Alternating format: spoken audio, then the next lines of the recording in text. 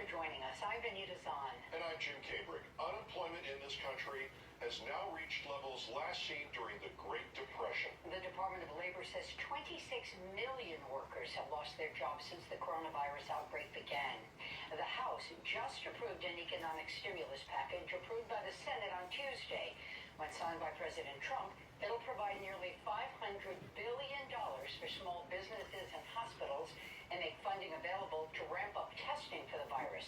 The House is also creating a subcommittee to oversee how the money is spent. Many lawmakers were wearing face masks and scarves in the chamber, and local Congressman Paul Tonko says he drove to Washington for the vote. That federal stimulus bill does not provide any money for state and local governments.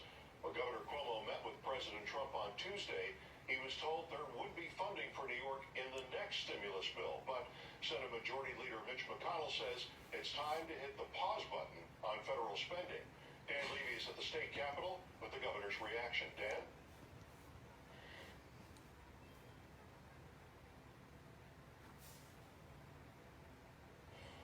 Anger, irritated, and outraged, all of which could describe Governor Cuomo's emotional state after learning that federal stimulus money, at least for now, is not coming to New York State.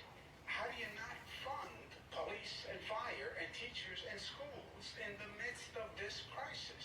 It was Senate Leader Mitch McConnell who really fired up the governor last night, suggesting that he would certainly be in favor of allowing states to use the bankruptcy route to recover from staggering coronavirus debt, refusing to borrow money from future generations. This is one of the really dumb ideas of all time. The governor didn't stop there, calling McConnell's suggestion incredibly short-sighted. We're concerned about the economy. States should declare bankruptcy? That's how you're going to bring this national economy back?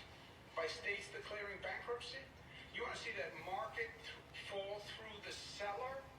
Let New York State declare bankruptcy. The governor was equally offended by McConnell's use of the phrase blue state bailout. What he's saying is if you look at the states that have coronavirus problems, they tend to be Democratic states. Don't help New York State because it is a Democratic state.